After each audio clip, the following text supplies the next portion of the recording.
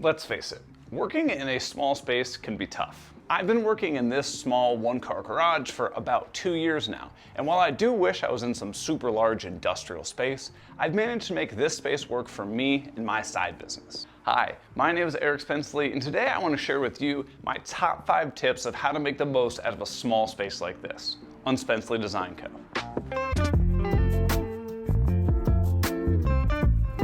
This space is a 10-foot by 18-foot apartment garage with no heating, no cooling, and only one single 15-amp circuit, but that's a story for another day.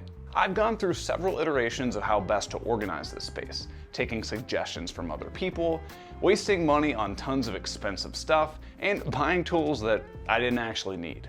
Actually, I made a whole video all about those tools, so let's not go down that rabbit hole right now.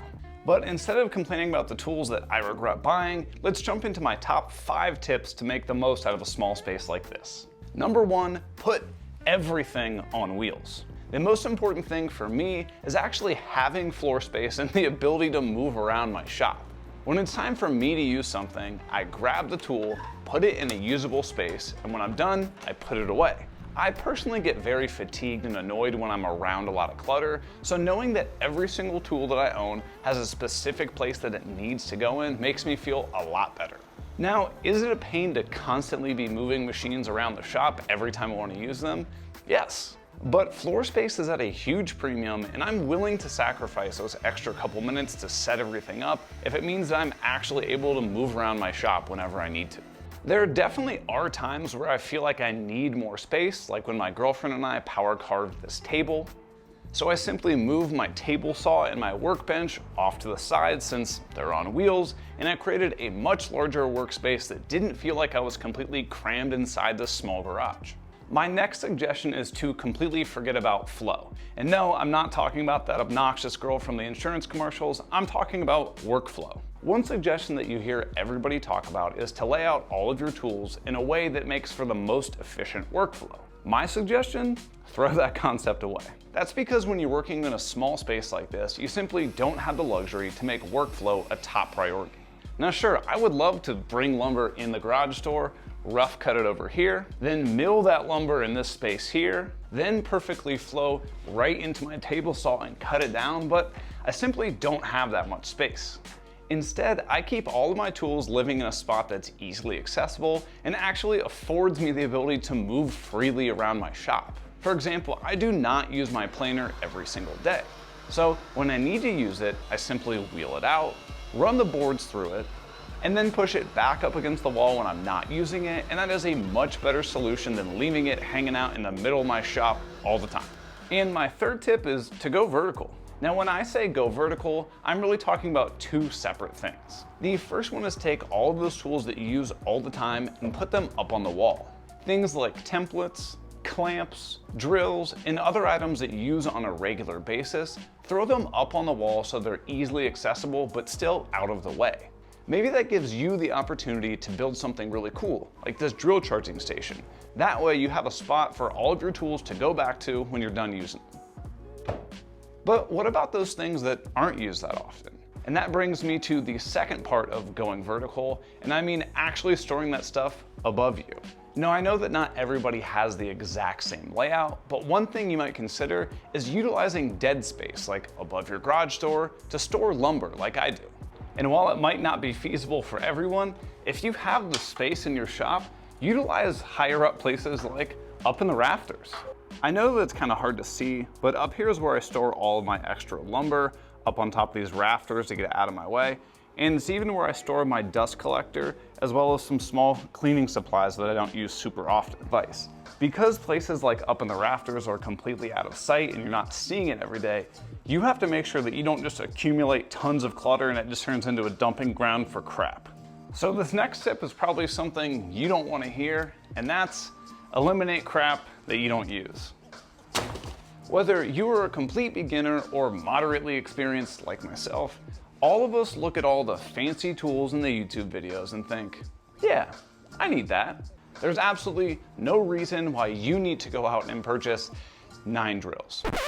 I only bought 2 of these, all the rest were gifts.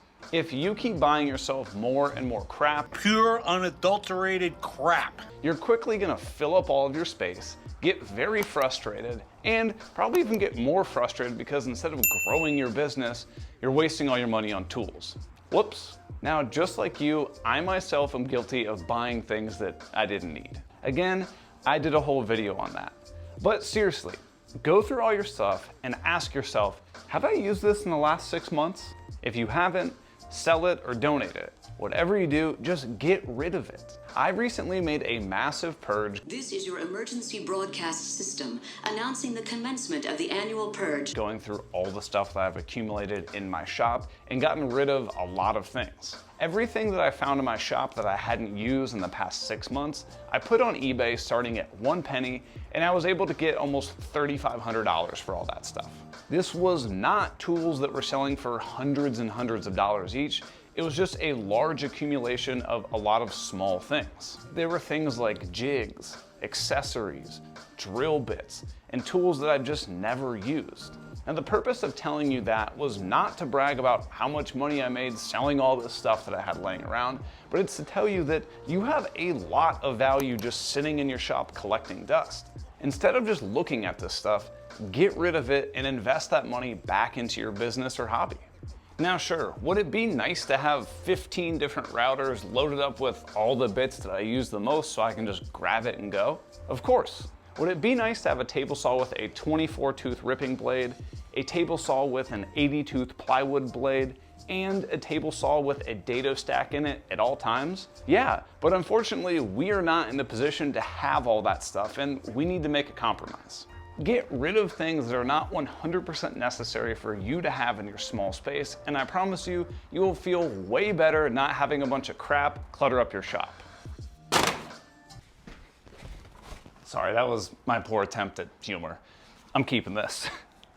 Once you've got all of your stuff on wheels, ditch the idea of having the perfect workflow, gone vertical and moved a lot of your stuff out of the way, and eliminated all the crap you don't need, what's next? But before I share my next tip, leave a comment down below that says Buffalo. I read every comment, so writing Buffalo lets me know that you actually watched the video. So if you have any questions or just want to support what I'm doing here, write Buffalo down below. Well, you probably noticed that I didn't talk about how to store the small things. Things like drill bits, driver bits, wrenches, pencils, and all the other miscellaneous stuff that we kind of need. Back when I first got into this space, I built out tons and tons of drawers under my workbench thinking it would be the perfect place to store all those odds and ends. Not only was it super time consuming, but it was also really expensive, having to buy all the lumber, and don't even get me started about having to buy 20 sets of drawer slides. That project was really expensive and the drawers were just kind of an awkward size. After about 8 months of being in this space, unfortunately, a family friend had to move into a nursing home and I was gifted this old tool chest and it has been an absolute game changer.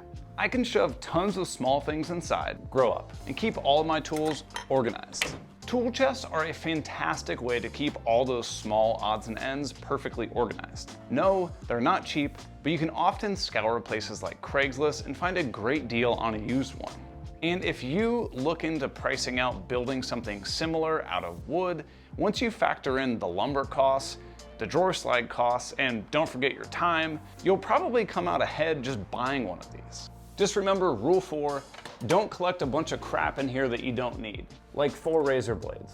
I don't need all of them.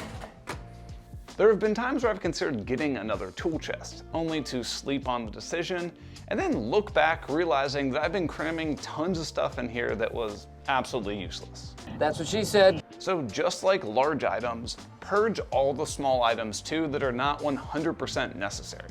You might be upset that you only have a small space to work in, but take a step back and realize how fortunate you are to have a dedicated space for your hobby or business. I started all of this in the parking lot of my apartment, and while this is definitely not a dream space, it is a night and day difference over literally having to work outside in the rain and the snow and drag all of my tools outside of my apartment every single time I wanted to make a cut. I want to give a huge shout out to all of my Patreon supporters who are making videos like this possible.